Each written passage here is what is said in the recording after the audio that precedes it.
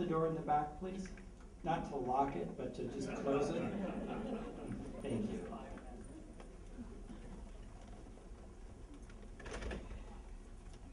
It's a delight to see so many of you here. This is a wonderful night for FIU, for everything we do on the academic side of things at the university, and for the College of Arts and Sciences and the English department in particular.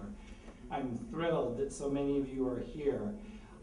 Just so everyone is comfortable, if there are any seats, you're trying to hide them. If you can let people know so we don't have too many people standing. Are there any seats? That would be no. So if you can just make yourselves as comfortable as possible, I'm sure that you'll all quickly forget if you're standing up once Ms. Danticott begins to speak. But I would like to talk with you for a couple of minutes and then introduce one of my colleagues who will introduce Edwidge Danticott to all of you. I'll try to keep this short because I know you're not here to hear me.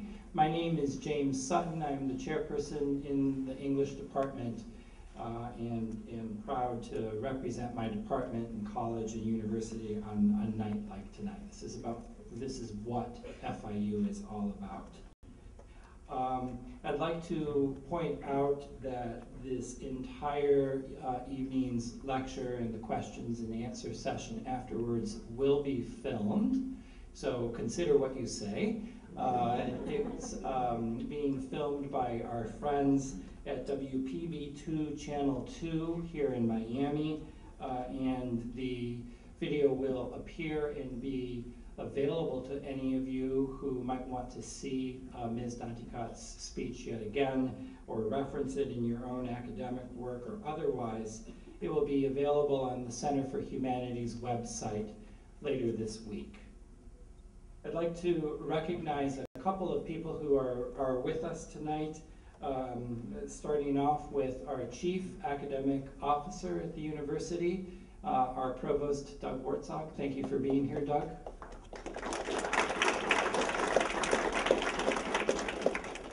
And recognize, representing our College of Arts and Sciences is our our Associate Dean and my colleague in the English department, Dean Gisela Casinas. Thank you, Gisela, for being here. If you had a chance to look at the flyers that we put out to publicize this event, and you glanced your eye towards the bottom, you'll get a sense right away that this wouldn't be happening without the support of a number of different bodies at the university, and I'd like to recognize all of them very quickly. The College of Arts and Sciences and its Dean, Kenneth Furton, is very much a partner in this evening and all of the events that the English department and Exile Studies put on. That's also true of our Center for the Humanities in an Urban Environment, directed by Michael Gillespie, who's standing over there. Thank you, Michael, for all of your support.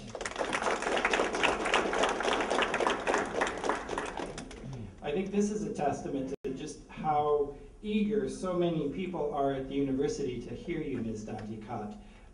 It was very easy to find partners to support your appearance here. I reached out to 4 of my co-chairs and directors, and within minutes, all of them said, yes, I want to be part of this.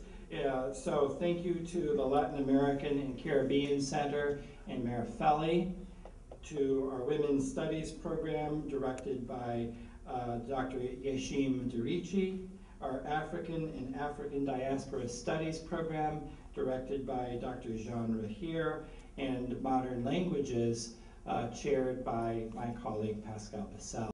Thank you to the 4 of you for partnering with the English department and bringing Ms. Danticott here. I also want to thank my colleagues in creative writing who obviously are interested in your work. I have a feeling there are lots of MFAs and MFA alums and faculty here. And so thank you to all of the English department and our creative writing program as well. I'd be amiss if I didn't recognize our English Alumni Board. Those of you who are English majors should know that once you become alumni, we will keep track of you and you'll remain part of our family. And that is represented very well by our Alumni Board who took part in this. And we have two other student organizations that I want to recognize. The Graduate English Association. Alex, are you here? Thank you, Alex, and all of you who are part of GEA. And our Undergraduate Honor Society, Sigma Tau Delta. Ayla, can you wave your hand, please? Ayla and everyone else in Sigma Tau Delta. So thank you, all of you who are helping us get this done tonight.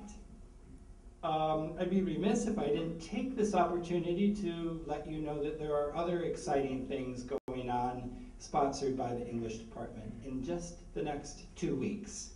Let me very quickly run through 3 of them.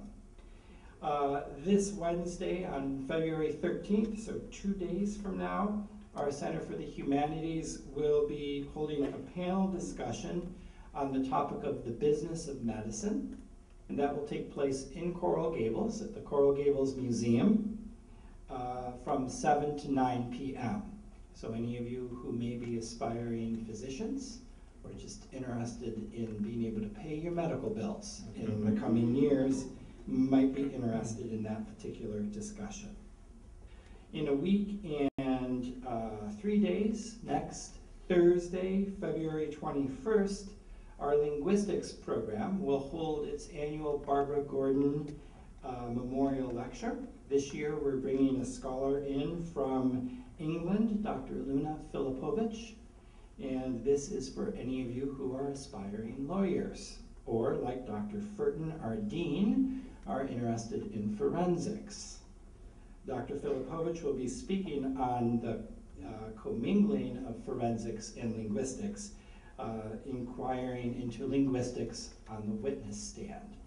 So for those of you who might be interested in that, that too is a public lecture taking place Thursday, February 21st at the Faculty Club at 6:30 p.m.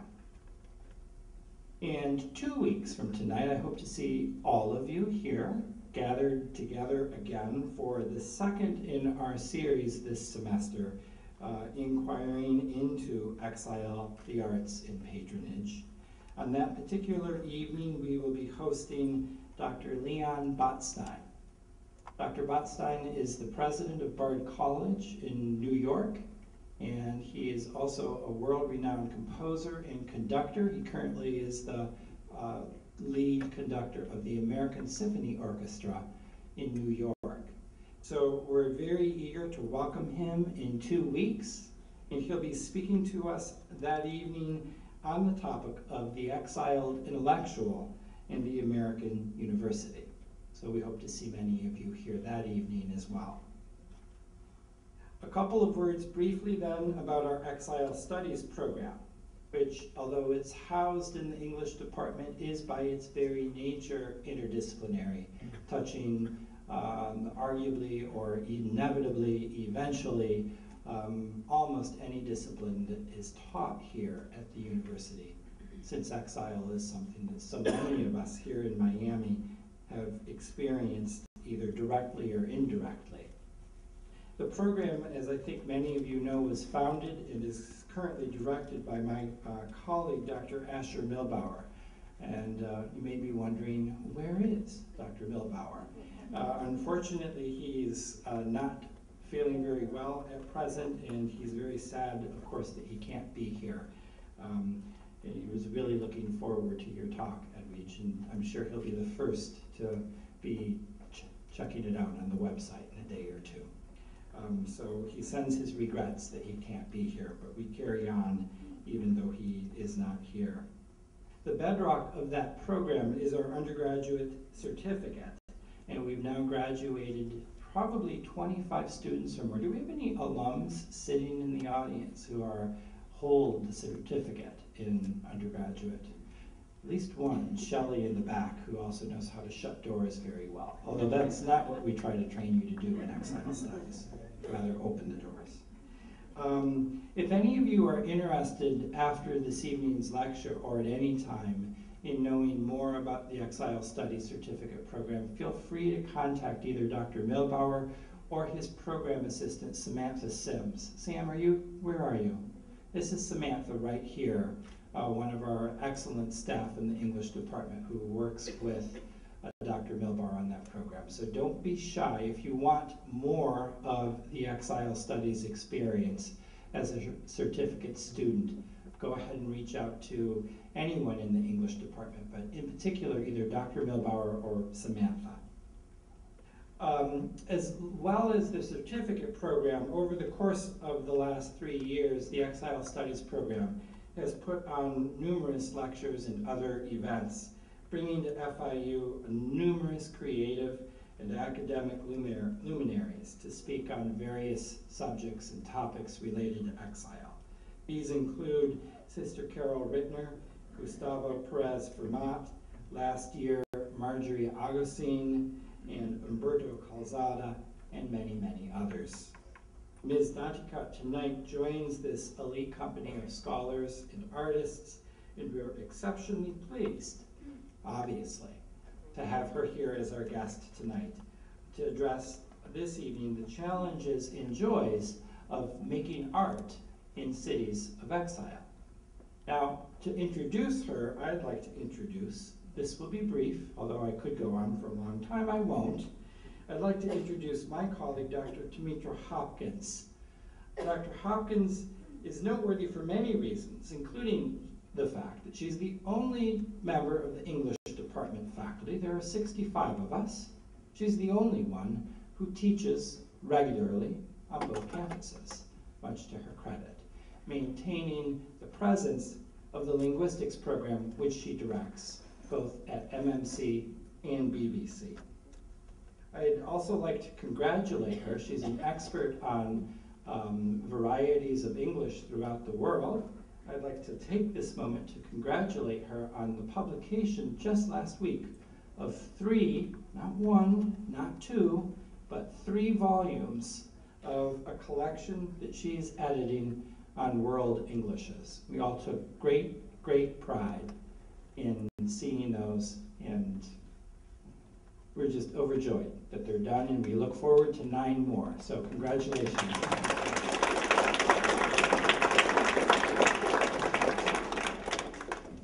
And with that, Dr. Hopkins.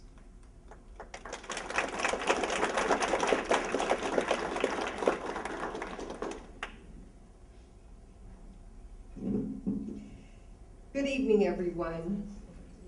I'm really honored to have the opportunity to introduce to you our guest speaker for the Exile Studies program, Edwidge Danticat, who will speak on making art in exile.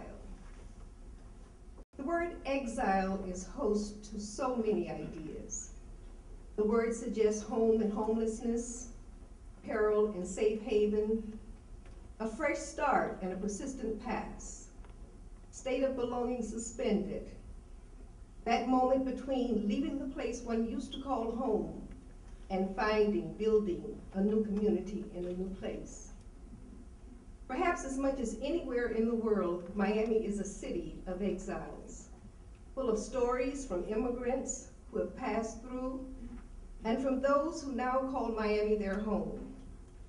Miami is often referred to as the hub to South America, the Caribbean, and elsewhere, including those who traveled from the deep south of Georgia and the Carolinas, as was my family's experience.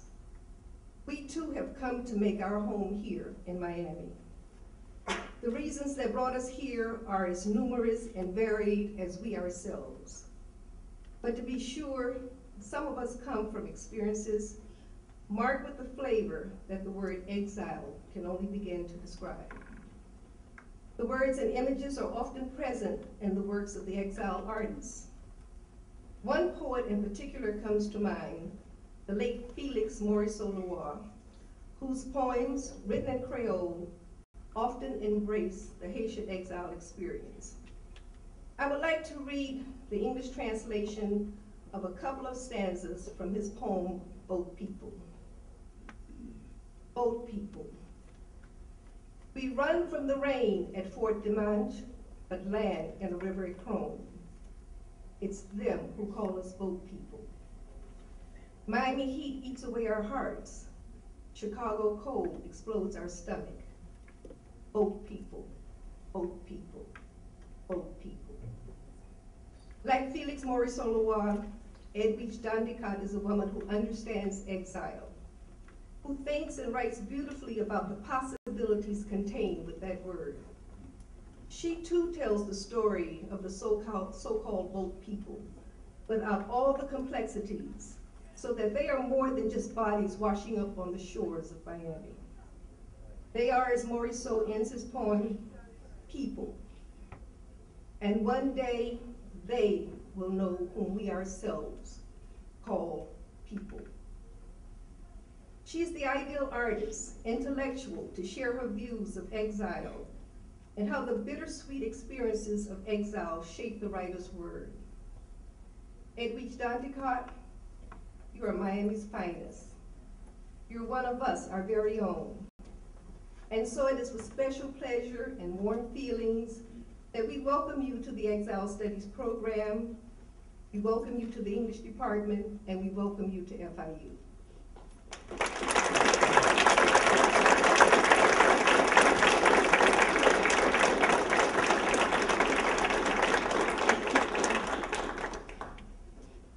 Good evening.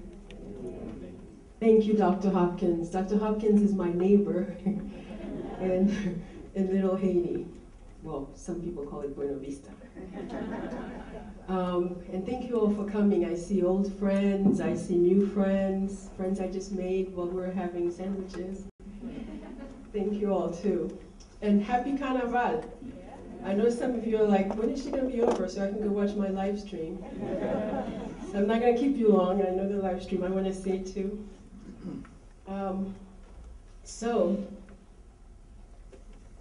Making art in cities of exile.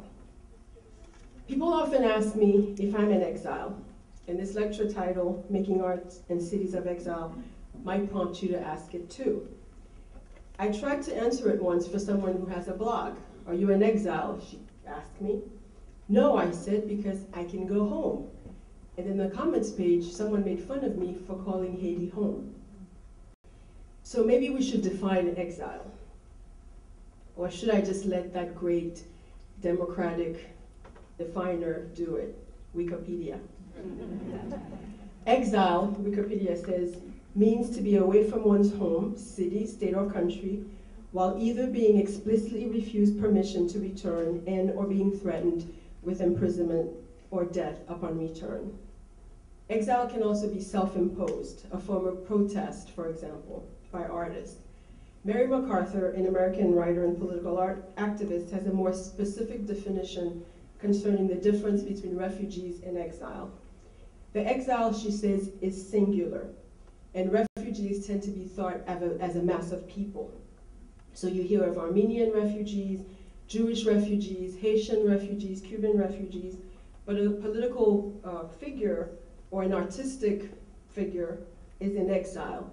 Exile, she says, is the noble and dignified term, while a refugee is seen as more hapless or helpless.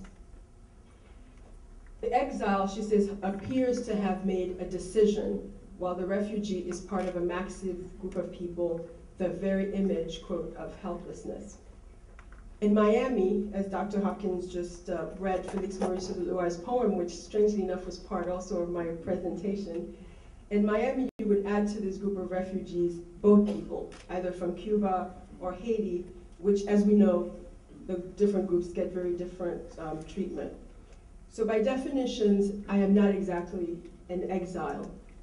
I am also not a refugee, not yet.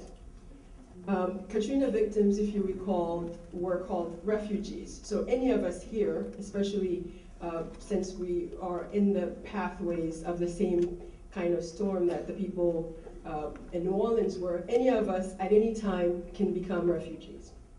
internally or externally. I think Katrina was a great lesson for Americans in terms of the precarity of that standing. We saw that during Katrina, that being a refugee, even by the Wikipedia definition in exile, was just not the lot of other people in other countries. It could happen to any of us. You too can be a refugee in your own country if you're poor, if you're black, and your government abandons you. So I once joked at a reading that I was in exile in Miami from New York. I would say I'm a double diaspora from Port-au-Prince in New York. And I noticed that afterwards someone got really mad because that person was in actual exile. I do have family members who have been both exiles, refugees, and both people. But I was brought or sent for to the US by my parents when I was 12, and I spent most of my life from 12 in New York. But the sometimes perceived fluidity of exile and non-exile comes also from the fluidity of the situation itself, especially when we come from chronically political, volatile places.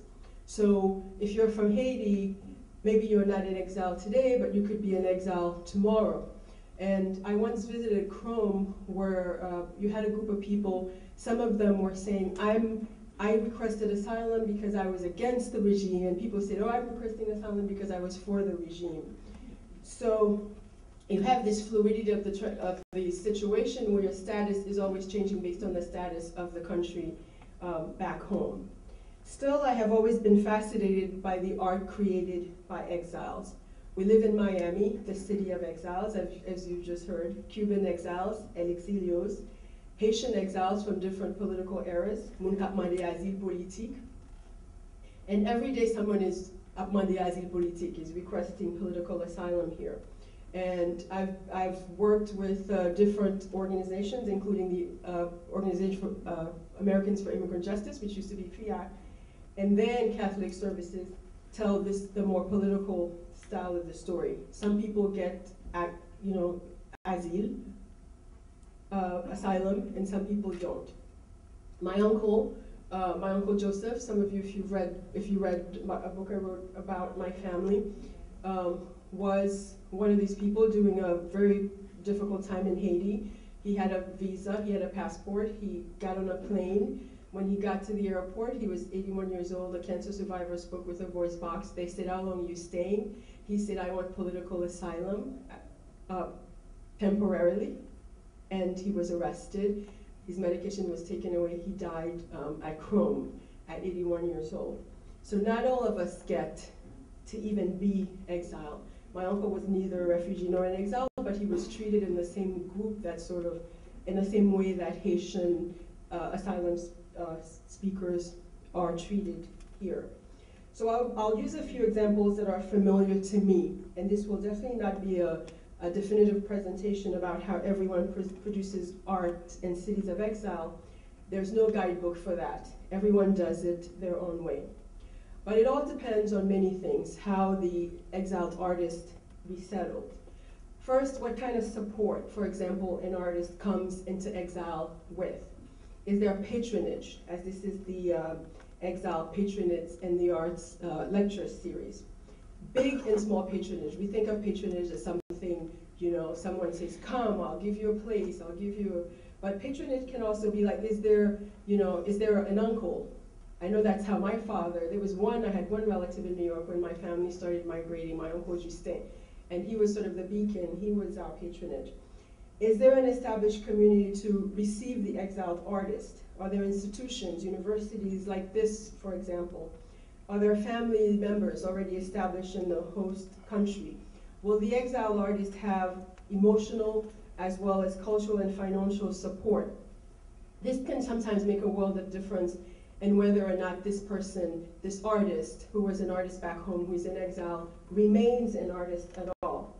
A great exiled poet who has to work 16 hours in a factory will not have the kind of productivity as someone, for example, who gets a grant and a fellowship and is given a year in a room of his or her own to sit and write. Is the new place one of seclusion, isolation, or inclusion and new exposures?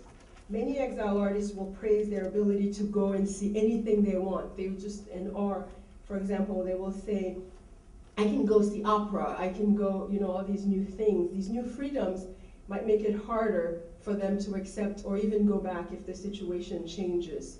At Brown University, where I did my MFA, we had a program where an artist could come who was suffering from political or pressures or repression in their home country could come to Brown for a year.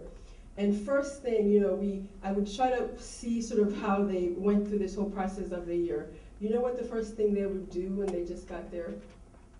They slept a lot.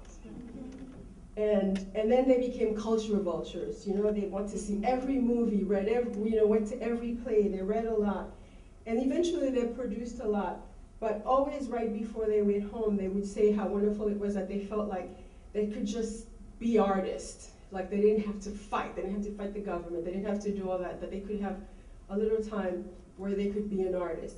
And this brief period in some cases of not fighting against the powers that be, just being an artist, would produce something that they had never produced before. And so Miami-Dade has a city of refuge program like this where international artists find homes and partner cities and the writers can write free of censorship and repression. And the last writer that they have is a poet from Zimbabwe named Shanjari Hove. And one time I ran into him at Sabal, which is sort of the neighborhood Haitian market. And I said, oh, what are you doing here? And he said, this is the only place where I can find the stuff I can cook for my food. And so this is one aspect of exile that we don't think about often, culinary exile. When I used to go visit, we visit people at Chrome or people who were in these hotels were isolated. The first thing people would talk about is the food. They would say the food is so bad, and you would think to yourself, you're in jail, you're in this. But they would say, but the food is killing me. So culinary exile is a very important part of exile. So you would think if exclusion and isolation, food and other things can lead to a kind of homesickness, nostalgia, and melancholy in a person that might prevent the production of art. So support in the new place is very important. Also crucial to the exiles artist patronage is the relationship between the native population and the exile. Is it welcoming? Though in America we're told we're a nation of immigrants, yet immigration is one of the most controversial topics in America even today. But also some artists who leave an oppressive situation or country or regime thrive in exile. To some, distance is a gift. The new freedom's exhilarating. They find new ideas, new methods of creation. They create hybrids between old forms and new ones, native languages and the new language, mother tongues and stepmother tongues, as I call English is my stepmother tongue. So, but others also, and we don't hear as much about those people, fall silent, and they realize ironically, some do realize ironically, that something in the oppressive environment that they come from was feeding their work. And that exile suddenly, and then the exile, there's a lack of motivation to produce because it's sort of as if you were fighting this force that is suddenly gone. It's that, at the end of apartheid, people will say, will there be South African literature after apartheid, because so much of the literature was responding to apartheid. Some exile artists know that they're never going back, but some become nomads. They go from one place to the other. It's as if you don't want to land so that when you can go back, you will go home. Exile can also be gendered, and we don't often talk about that. Women artists may not experience exile the same way as male artists. You might say parents in general, but if a woman has a small child or small children, their exile will be very different than even a father of small children, especially if they've left these small children behind in the original land. So other exiles fall somewhere in between that place of silence and trying to recreate a place for themselves in the margins and the new place. This is what I will try to explore more of tonight, that space in between where exiles literally and figuratively create art in the margins. Now, visual artists in exile studies often get the short end of the stick, if you will. There's more written about exiled writers because they are doing the writing themselves. You hear directly from them what it's like to be an artist and a person. The writer contextualizes him or herself in a way that the visual artist, unless he also writes, does not. With the visual artist, we have to interpret it. So I tried when I was writing Create Dangerously, which is a book of essays that I also wrote on the subject, to try to also talk about visual artists and a photographer. Now these are some of the dilemmas facing displaced artists in modern societies, and perhaps also in older societies. You are, as Iranian photographer and filmmaker Shiran Neshat, I recommend her TED Women talk. You have to watch it. It's called Art in Exile. You are, she says, the voice of your people without having physical access to your country. Now, this is not the artist. This is not someone like me who can travel back and forth, but someone who is completely cut off from their country. And while we're always, as artists, in this day of, like, someone is taping this today, you know, we're always speaking to people we don't know, people in far reaches of the world now.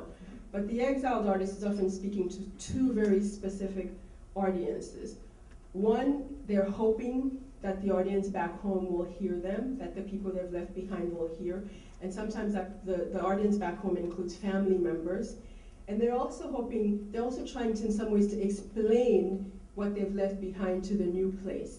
And often they're working this fine line between creating art and propaganda in terms of, like, we want to, you know, art that talks about humanity, but also might bring change back home.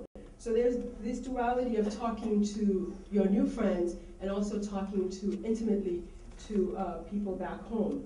And Albert Camus, who the Algerian French writer from whom I borrowed the title of my book, when he was being pressured, you know, he was being pressured to take a stand against Algerian independence, and the left, you know, Sartre and others at that time called him a sellout because he refused to take a position. And he kept saying, you know, I believe in justice, but I will defend my mother before justice. And his mother was still living back in Algeria. So sometimes there's the cooling effect of an exile having people back home to worry about. People who are still in the line of danger can have a cooling effect on their activism. Often the role of the exiled artist, too, that feels most pressing for them is about educating the new audience, about the, you know, as I said, the horrors of the new country. And finding a voice, you know, for every artist is a long and drawn out process. You know, when you teach young artists, you say, you know, you have to find your voice. And sometimes we have to imitate other voices. We have to imitate writers we love in order to find our voices. But imagine finding your voice. By the time people are exiled, an artist is exiled, they've already established their voice in the countries that they've come from, which is probably that voice that got them in trouble in the first place. So finding a new voice, an equally confident voice in a new place is not always easy. Oskar Kokoschka, an Austrian painter, poet, and playwright, said that when he moved from Austria to England, he felt that not only did he have an accent in his speech, but he also had an accent in his painting, if you could imagine what that means. So there's a layering that happens in sort of grasping what you hold on to and what comes into your heart, how much heart and art, what you are promising. And we hear great stories of people who, you know, who pick up and just write in the new language. Thomas Mann, though he did say we can never go home again. Samuel Beckett, who went to write on in French, and others. But we don't hear about as much about those exiles who never find their voice, who totally retreat into silence, for whom the weight of culture as non-entertainment, or culture with entertainment as secondary, is just too much. And the return, sort of, which is always the silver lining at the end of an exile's rainbow. The return it's not always what it says, what it's meant to be. The home country has changed and is sometimes unrecognizable, just as to the artist has changed and is sometimes unrecognizable to him or herself. And this at times leads to another kind of exile for many people. So sometimes in creating art, exiles are the hardest on themselves.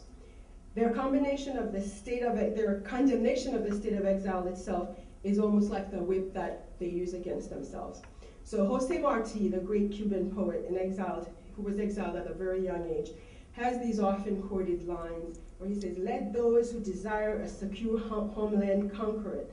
Let those who do not conquer it live under the whip and in exile. Watch over like wild animals, cast from one country to another, concealing the death of their souls with a beggar's smile from the scorn of free men." Notice the dichotomy between sort of the exile and free men. So is an exile ever free? Not according to this. This seems to draw pretty straight lines between you fight, you live under the whip, or you become a beggar who is scorned by free men. And we assume free women as well.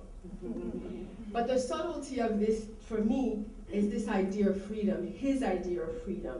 You know, these dead souls with a beggar's smile, suffering the scorn of free men and women, I think can make amazing art. You know, suffering can make amazing art. I'm not saying you need suffering to make amazing art, but if you have to be a beggar who is the scorn of free people, that great art can also come out of that. Great poems can be written from that, as they were written by Martí himself, poems that can rip your heart out. So the exile is often romanticized, you know, certainly in paintings, but not here and not by Martí, and not by the South African native Gordimer either, who references James Joyce's this play Exile, and totally disconstruct that myth of the romanticism of exile artists when she says, exile as a mode of genius no longer exists. In place of Joyce, we have fragments for work appearing in index of censorship. So the exile artist, especially the Cold War one or the apartheid one, might have been seen as someone who can lecture us on censorship rather than someone who is producing true art in real time. So still art is sometimes the exiled artist's only weapon. Exile, diaspora, migration, at least in the first primary written or visual works, is usually the first subject, sometimes in a veiled way, sometimes more openly, but the first work of an exiled artist is usually testimonial. It's their creation myth. It's, see, this is how I came to be here. Even when it's filled with humor, even when with satire, even when it uses hybrid literary devices, it still in some ways or others speaks of this journey of how I came into exile. Or sometimes they circle back to it after writing something different at first, but eventually the ejection emerges, the creation myth of how I came to this new land. Danny Laferrière, the Haitian Canadian writer, worked as a journalist in Haiti until it became too dangerous and he left under baby doc. And he wrote his first novel, Comment faire l'amour avec un nègre sans se fatiguer, How to Make Love to a Negro Without Getting Tired. He wrote it, I know the answer, he told me one time, do you want to know it? You let him do all the work. He wrote his first novel about two African men sharing an apartment and their sexual exploits. And the novel was protested by the NAACP, the title, you know, he even wrote a book following about reactions to the novel called and translated in English is Why Must a Black Writer Write About Sex? So, Danny, his idea of exile was very different because he sort of rejected exile. He said, I fought against the dictatorship by trying to prevent it from being the center of my life. The most subversive thing is to be happy in spite of the dictator. But he went on to write Le Goût des Jeunes Filles, which was translated into English as Dining with the Dictator, and Le Cri des Oiseaux Fous, which deal with a young man fleeing during the dictatorship. So also another great Danny story that I love, I tell in Create Dangerously. He said, you know, people always ask, are you a Haitian writer? Are you a Caribbean writer? And he says, I'm a Japanese writer. And people say, how's that? He says, well, he believes that a writer belongs to the country of his readers, so that whenever someone reads him in Japan, he's a Japanese writer. Makes sense, right? And then he said, he said, well, you know, Shakespeare and Cervantes, you know, all of these guys, he says, they were Haitian writers. Sophocles, he was a Haitian writer. And you said, how's that? He says, well, they must have been Haitian, Dostoevsky, the whole lot. Otherwise, what were they doing in my room? So, Professor Hopkins mentioned Félix Maurice-Leroy, and we were kind of giggling in the car about that we both had that poem. I'm glad he read a different section than I have. But Félix Maurice-Leroy is another sort of Miami exile artist, Haitian artist, and his poem, Boat People, with Professor Hopkins read some of you to you, is a version of these masses that Mary McCarthy, like in the beginning, where she said sort of refugees a mass and an exile is a person, that she hints at. But he, in this poem, captures the whole universality of the diaspora experience. You know, it's this idea, almost like Martin Luther King's idea of a beloved community in which we're all in a boat. You know, we're boat people. We're all drowning. We're all in a drowning boat. We all died long ago. What else can frighten us? Let them call us boat people. We fight a long time with poverty. In our islands, the sea everywhere. All boat people are boat people. They will know us. We simply call ourselves people. Isn't that every exile's dream? Definitely every exile's dream, but every exile artist's dream. Call us people. We are people. That's like the whole immigration dispute. It's sort of, for me, it's very clear the dichotomy. People who see us as people and others who see us as something else, fill in their blanks. But that notion of wanting your humanity claimed, of wanting to be people, is very important to Félix Maurice-Leroy and others who try to address this issue of exile. In her book, Paradise Built in Hell, The Extraordinary Communities That Arise in Disaster, the writer Rebecca Saltnik writes in a chapter called Beloved Community, quote, when we talk of social change, we talk of movements, a word that suggests vast groups of people walking together, leaving behind one way and traveling towards another. The idea of beloved community is so crucial to the exiled artist if she or he is to remain an artist at all. She must either find it or create it on the canvas or the page. She must create that movement, that walking, that boat people in, and the imagination. And this is where the hybrid imagination, that boat called the hyphen, that neither here nor there, that comes from being in between. This is where that comes in. I have many writer friends who, when they just come here, they'll say, well, you know, I don't know if I can write about Haiti because I'm not there, or Cuba or Mexico or everything, but I don't know if I can write about America because I don't know it well enough. So the exiled artist, the exiled writer, writes or paints as they're trying to reclaim their legs about that one piece of ground, that home or non-home, where she's both insider and outsider, where she is standing right now. And if you're in that situation and you're stuck, that's what you do. You write about that place where you are standing right now. Our country is that place, that in-between place. We invented in the labyrinth of memory, as Isabel Allende does in her book, My Invented Country. I have been an outsider nearly all my life, Allende writes, a circumstance I accept because I have no alternatives.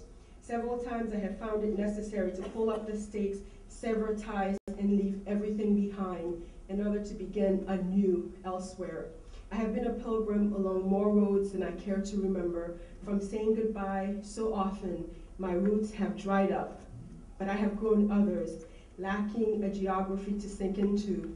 I have taken hold in my memory, but be careful, minotaurs light and wait in the labyrinth of memory. And thank God for those labyrinths of memory. They keep the exiled artist alive. Mixed with new ones, old memories form islands, nations of our own. Nations we occupy in our imaginations, in our work, even if our old homes and our new ones were to reject us both, we would still have the ground that we are standing in right now. We would still have our art, we would still have the agency to define for ourselves what home is. Perhaps it's not a bad thing for an artist to be an outsider, whether still at home or elsewhere, especially those of us who come from places where we are already excluded for all kinds of reasons, who are already in a kind of internal exiles, especially those of us who come from places where people are marginalized for being poor, for having the wrong family name, for not having the right connections. Most artists anywhere are mentally in exile anyway. And those of us who are too close to power cannot really speak to power. So, with all respect to Jose Marti, as he learned himself, there comes a point where those who cannot conquer must let go, to both survive as people and as artists. Like Marie-Vieux the seminal Haitian woman novelist, who tried to stay at home in Haiti as much as she could, who wrote this wonderful novel that was going to be published in France. And then someone did her family a favor and says, if this novel comes out, your whole family will be wiped out. And she had this choice of choosing between a novel and her family. And she had no choice but to choose exile, losing the possibility of this novel that everyone was excited to receive. So sometimes the exiled artist really has to choose between their work and blood and loved ones. So as we hope in Chauvet's case, in Marie-Vieux Chauvet's case, then we hope that the work, even with these sacrifices, will live on as a piece of art that not only speaks to the past, but warns us of the same when we see them in the present. So the artist in exile, or the artist dies, but the work remains. And it remains because we each become a patron. The work itself is not in exile. It is, as Danny Laferriere says, it belongs to the nations of everyone who reads it. So we become patrons. We make an artist's bearing witness worthwhile. We listen, we read, we look at the paintings, we touch the sculptures, each of us.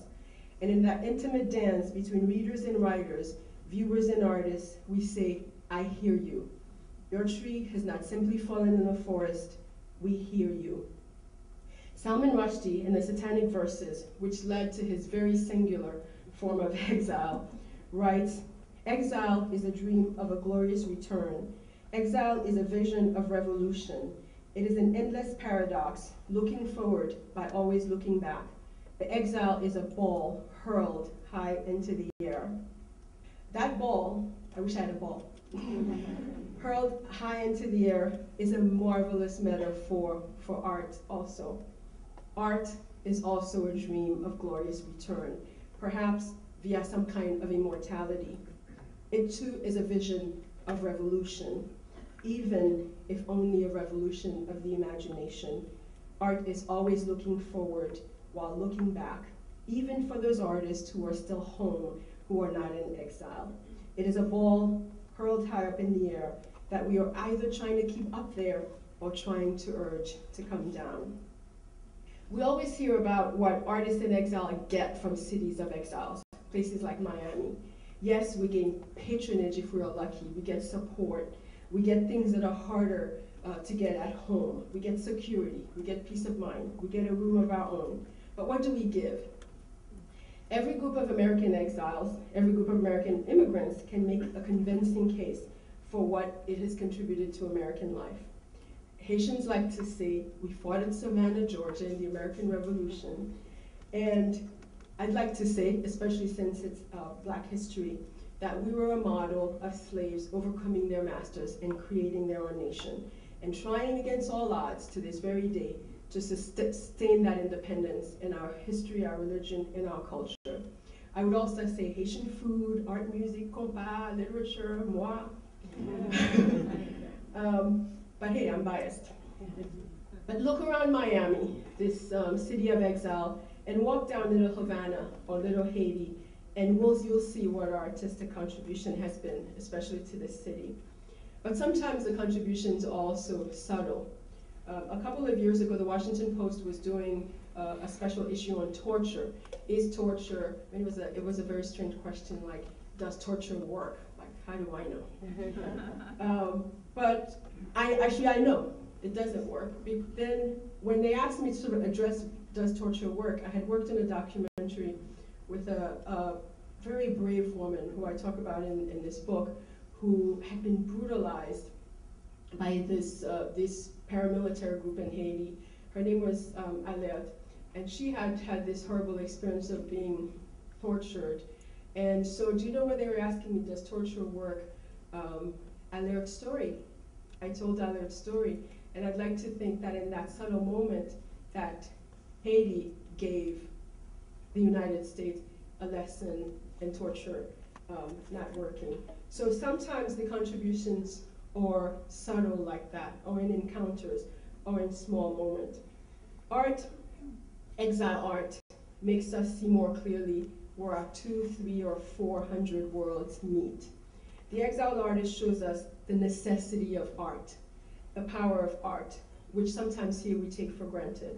After all, the exile artist, in many cases, nearly died for creating their art. They went to prison for it, some of them. They were tortured for it. And all of us, some of us at least, are worrying about, I wrote this little piece, I wonder how many likes it will get on Facebook. Will I get retweets? But the exile artist also shows us our common humanity. Create dangerously for people who read dangerously. This is what I've always thought it meant to be a writer. Writing as though no matter how trivial your words may seem, someday, somewhere, someone may risk his or her life to read them. I tried to build a whole book around that idea, about this, just even though we're not creating within prison walls, even though you have these stories of people who wrote on the toilet paper that gave them a poem that was burning in their head during prison walls, even though we're not creating like that, we sometimes need the sense of urgency, the sense of necessity that keeps that going. It is suicide to be abroad, says a character in All That Fall, a Samuel Beckett play. But what is it to be at home? In 1990, when Mary Robinson became president of Ireland, the land of Joyce and Beckett, famous Irish exile, inspired by a poem called The Immigrant Irish, she lit a lamp in the kitchen window of her official residence. And she did that because someone had written a poem about that. And I'll read you a few short lines from the poem. Like oil lamps, we put them out the back of our houses, of our minds. We had light better than, newer than. A time came, this time, and now we need them. And that lamp that she lit in the official residence was for all the exiles, all the Irish who had left and gone to America and other places because of the famine, because of different things. But this was a case, and there are a few cases where, looking back, the home country, the places that was left, looks back at the exiles and say, your tree did not fall in the forest, we heard you. Nilo Cruz, who is a Cuban playwright, who went to Brown with me, won the Pulitzer for a play called Anna in the Tropics. And I'm going to close with two pieces of reading, one from Nilo's Anna in the Tropics and one from Create Dangerously. But one thing about this play and about Nilo's work, and if he's a brilliant playwright, is that he stresses in his work and in his interviews that also exile is not just, the experience of exile is not just about being dispossessed. It's not just about alienated. It's not just about ache or torment and sentimentality or painful longings of wanting to be buried in the old country. It's also a celebratory experience in some cases, and we have to allow for that.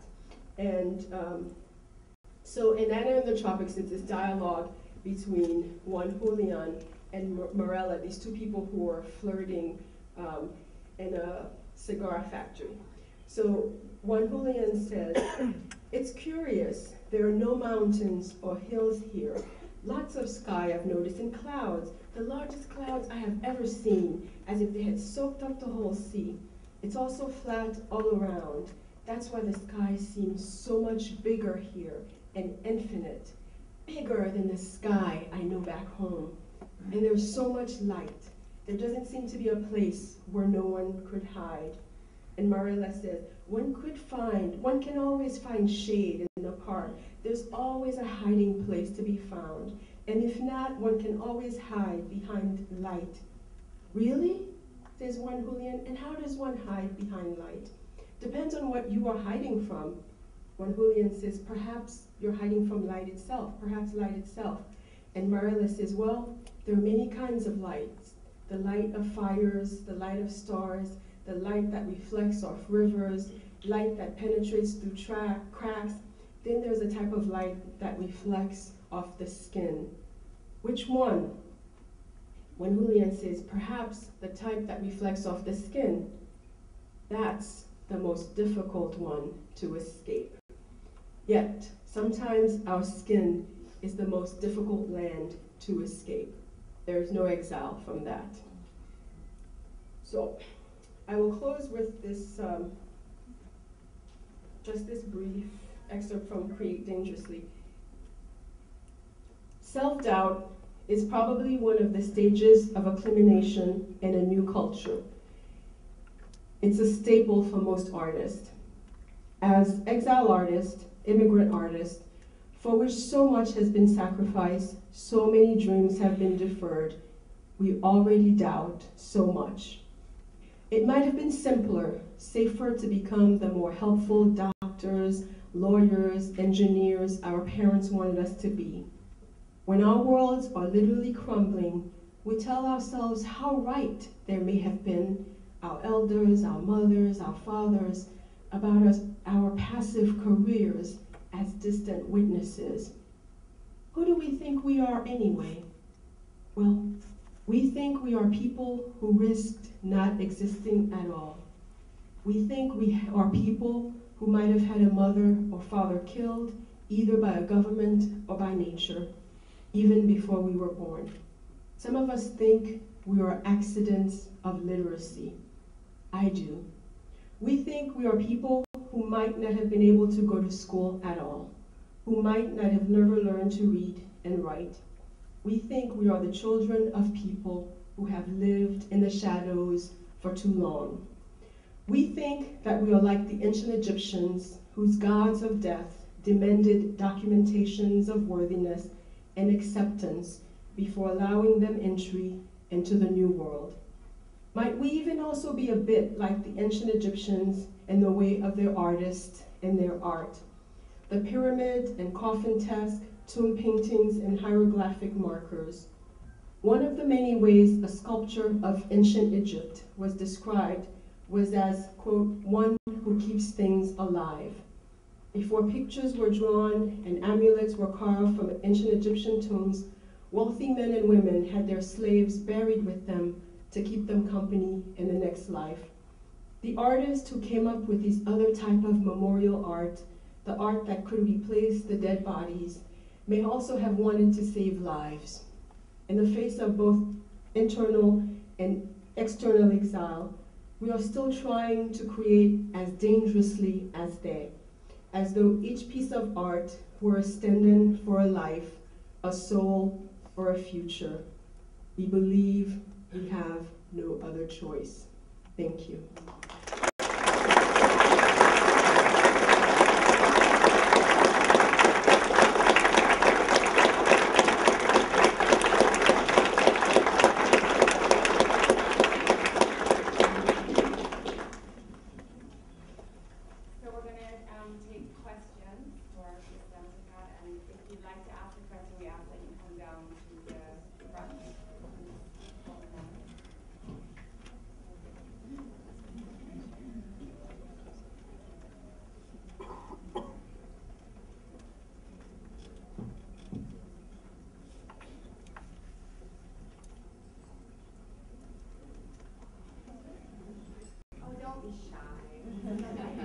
It's always that first question. Once you have a first question,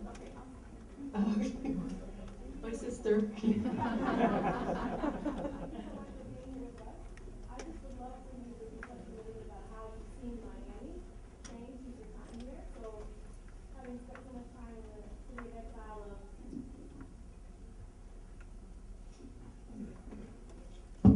I just wish you could reflect a little bit on how you've seen Miami evolve during your time here, having spent time in New York and then spent time here in Miami, particularly from this perspective. Thanks so much for your rich comments, especially bringing in Haiti, but also the world, which is so important to see our connections.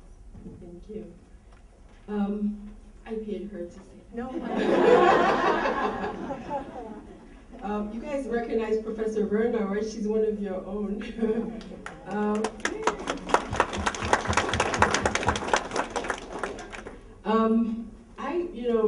I always think it's like I have friends who, when they move to different cities, you feel shy. Like I feel like after 10 years, am I allowed to talk about Miami? I've seen, in the past 10 years, I've been here, living here in 10 years now, mostly in this area, Buena Vista, Little Haiti, and it's changed quite a bit. I mean,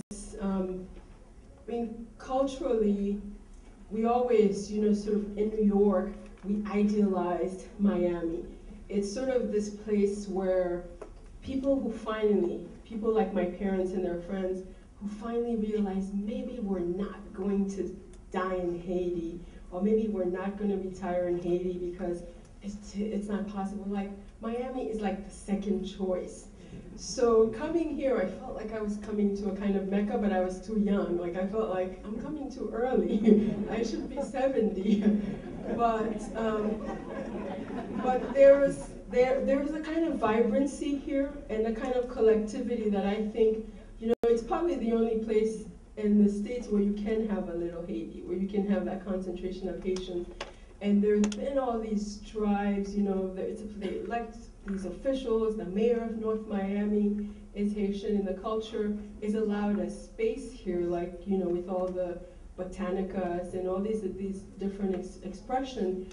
That being said, there's still sort of this, I think, insularity. Like in the neighborhood where I live, there's Art Basel every year. And it's always a struggle because it's happening around us, but people still feel like that's their thing, and I feel like Miami is a city that has that, like, their thing and our thing, and sometimes I wish culturally there were more bridges. There's something in Little Haiti called Big Night in Little Haiti where they have these, I invite you all, where they have these wonderful Haitian bands come. That's starting to sort of gather people more around, the Haitian Cultural Center. That's all recent. But I wish that they were sort of, I don't know if it's the driving and all the bridges and the highway, but it feels to me sometimes like there is not much mixture culturally between different groups in the city.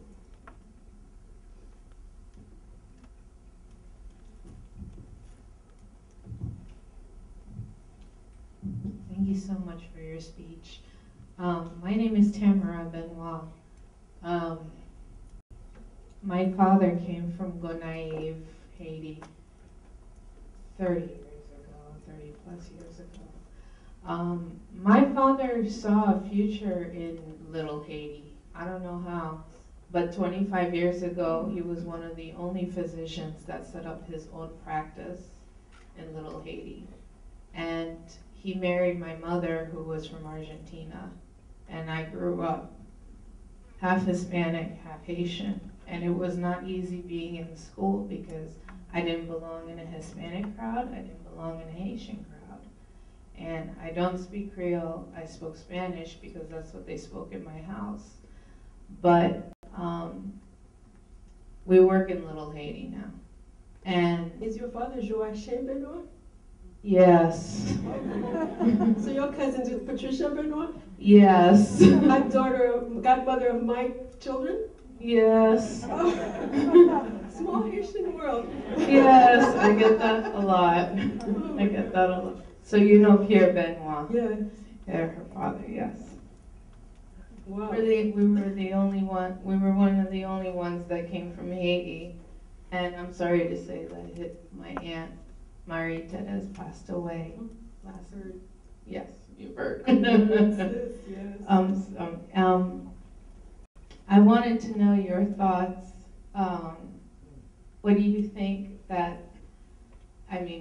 the Haitian community has grown so much. There's so many Haitian doctors that, that have come, and the Haitian community has grown. But now I see that, like you said, now it's become a hybrid ground. Now it's become like, there's a lot of Hispanics that are going around Midtown, around the little Haitian community, And I was wondering, what were your thoughts about, you know, the future of the hybrid ground of Miami? You know, now it's not just become American and Hispanic. It's become Haitian, it's become Jamaican, it's become Trinidadian, it's become, Hispanic from all types of Hispanic, countries. And I wanted to know what your thoughts were of that in the future. Well, I mean, I don't know about the future, but I think it's always been an international city from, and I think that's a plus. I think that's a strength, and in a way, it sort of shows the whole diversity of Latin America and the Caribbean, where you could have someone who looks like me, someone who looks like you, someone who looks like this gentleman in one family, and I sense that that Miami has that, and like I said, in the future, which goes back to this question, I would like to see more interactions culturally between the different groups. I think there's still a kind of insularity, and maybe it's a linguistic, like a language issue. But I think, on the campuses, you guys are doing it, because sometimes on the college campuses is where you have like the Quisqueyanos clubs where the Haitians and the Dominicans get together, where their parents don't have that space. So maybe the campus is a good place to start, the campus, it happens more naturally because you have to merge, you have to blend, but, take that out into the communities, more interaction, but in the future I would like to see that sort of more cultural. I'd like to see, oh yes, the Venezuelan group is hosting something with the Haitian group or something like that. That would be cool. Thank you.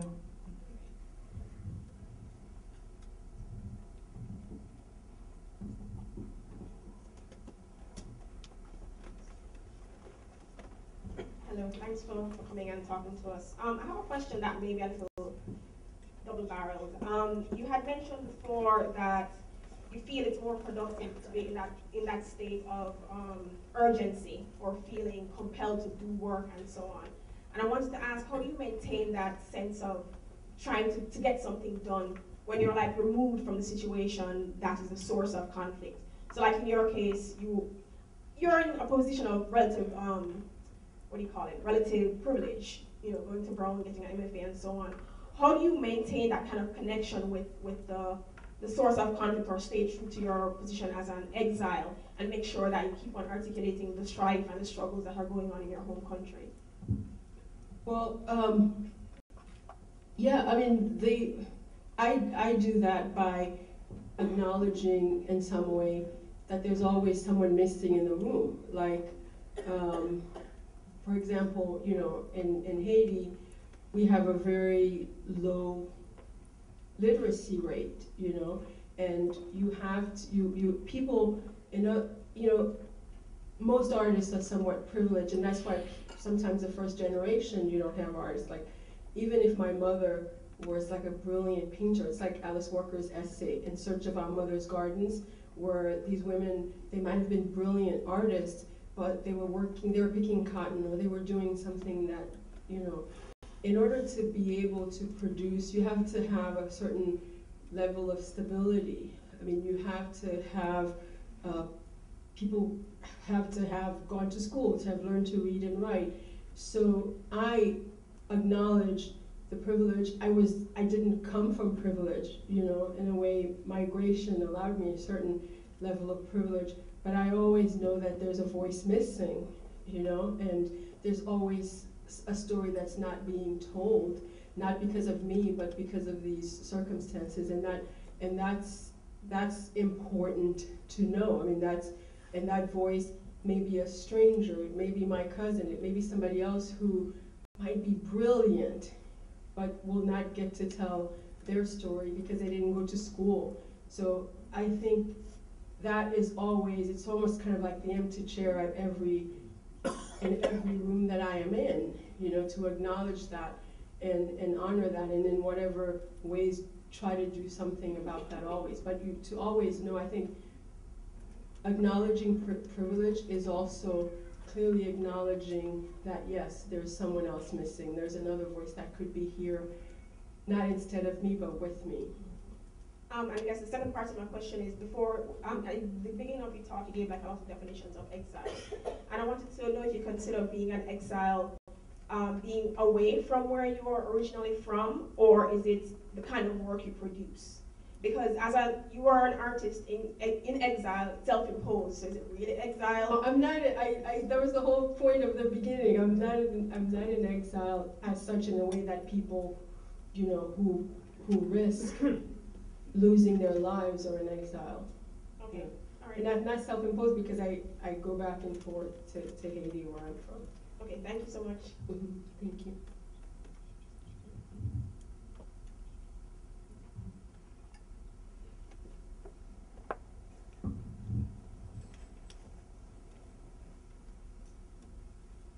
You said that you feel that in Miami there's a disconnect, but I was wondering how you feel about, if Miami is so different, is it different because we have been able to build from the opening of the door of the first exiles that came to Miami?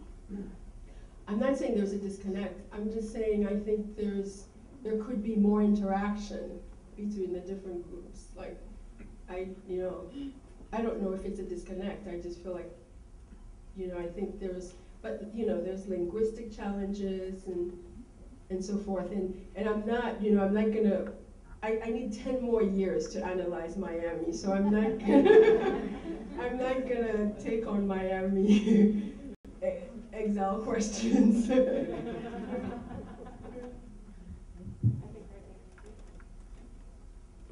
Hello, I wanted to say thank you first off. Your words were actually really touching to me personally, and it got me thinking about, do you feel that as a writer who can identify in any way in exile or as part of an exile community, that you have a responsibility or a compulsion that causes you to write in social action or for change or for the betterment of the people who you mentioned who aren't able to be there with you or aren't in the same privilege as you? Do you feel like there's a compulsion, or do you feel that maybe you can write and be an exile writer but not address those ideas? Well, I mean, I think, art is so much about freedom. For a lot of artists, that is the one place where they are free. So I never would want to dictate to anybody what they can do. And for a lot of, for some people, to feel free in their art, even if they're exiles, they want to go as far away from the subject as possible. They might just I want to write about clowns. I don't want to write about dictators, even though some dictators are clowns.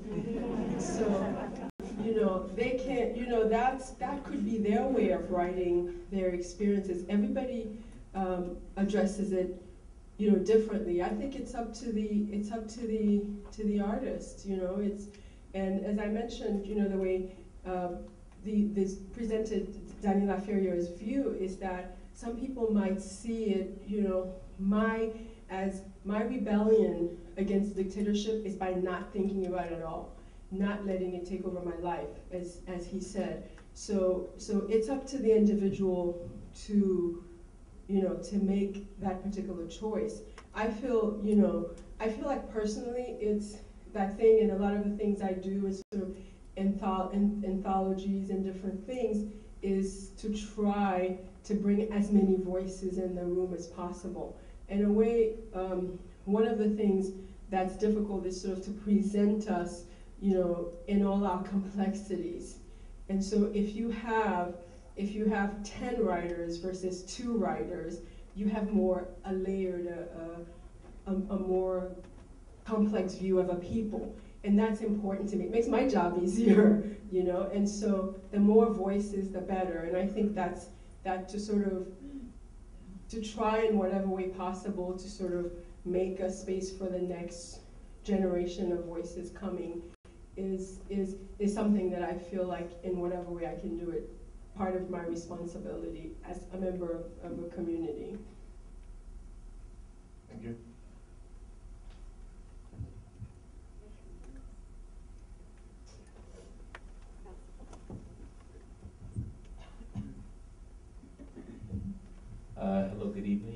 want to say thank you very much for your words. They were very inspirational for me, being I guess second generation Haitian American. I guess the question I wanted to ask was,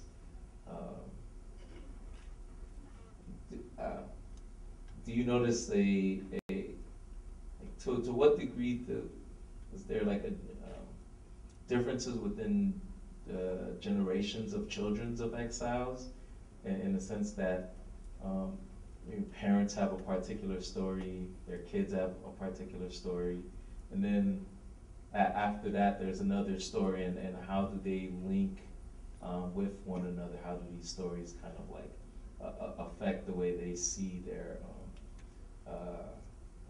kind of exile from homeland? I guess for myself, I've only been to Haiti once, and that was in last year.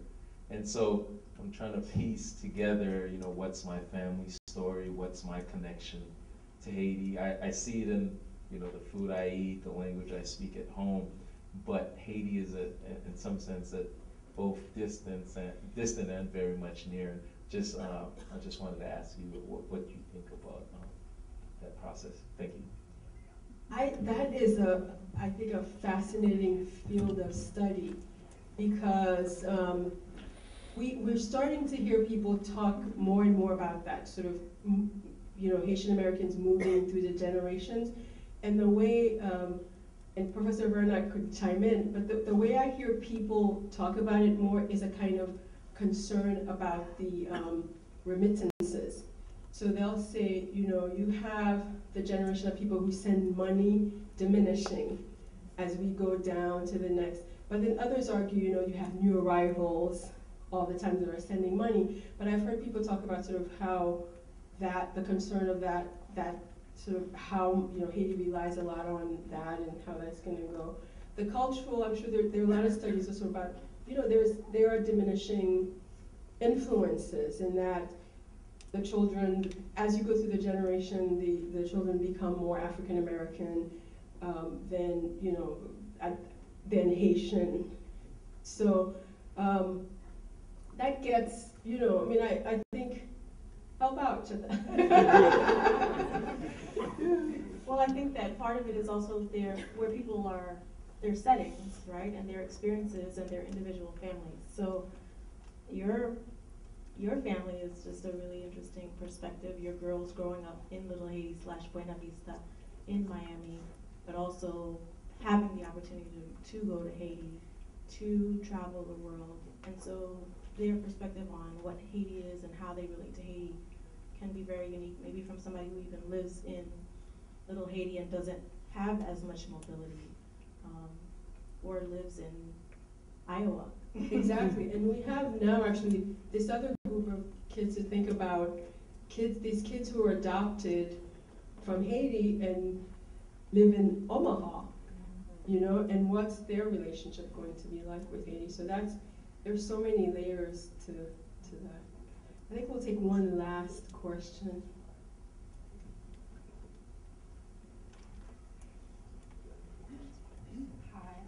So my question's along the line of like the responsibility of an artist. I want to ask you personally, do you feel like your responsibility as a person in the work you create is for artistic purposes or activism? And I guess a second question would be like, do you feel responsibility to other artists in exile? I'm thinking along the lines of Haitian artists such as Saint, and who is not really generally mentioned among any of the Haitian community. And when I found him at age 24, I was like, what the hell? Maybe tag me into some Saint in her life. So that would be a second question, and yeah, that's enough for now. Thank you. Well, I'm glad the question, one of the persons you mentioned is Asoto Saint. One of the first anthologies that I edited, The Butterfly's Way, Voices from the Haitian Diaspora in the United States, has an essay by Asoto Saint, who was a gay Haitian American poet, playwright, and so he is, and he's mentioned in this book, Create Dangerously. So he's definitely a writer I love and acknowledge and honor all the time. He took this name Asoto Saint from Asoto from the drum and from Saint from Toussaint Louverture. So, and all the things I try to do in that way, so the communal way is to try to bring together these voices, also across the generations, between the artists who are here, this generation, those coming, and also those who are back in Haiti, because we also, you know, when we talk about exile, it's often a frustration for the homegrown artist in Haiti and whatever other place, that the exiled artist sometimes gets more attention than the homegrown artists, the people who remain. So in Haiti Noir, for example, this anthology that I edited, we try to sort of make a family, you know, bring together the children and grandchildren of exiles and emigres with the people who are still back in Haiti, who have created this extraordinary literature. And we talk about the gifts that Haiti has given to the world, and that literature of people who are still in Haiti is part of that gift. They win great prize, international prizes. So we also shouldn't forget, when we talk about exile, that there is this phenomenal homegrown art, you know, and visual arts and carnival this week, and the lyrics and the controversies that it has stirred, but also this incredible literature that is growing, that is thriving alongside this literature of exiles and immigrants and their children. Thank you all very much.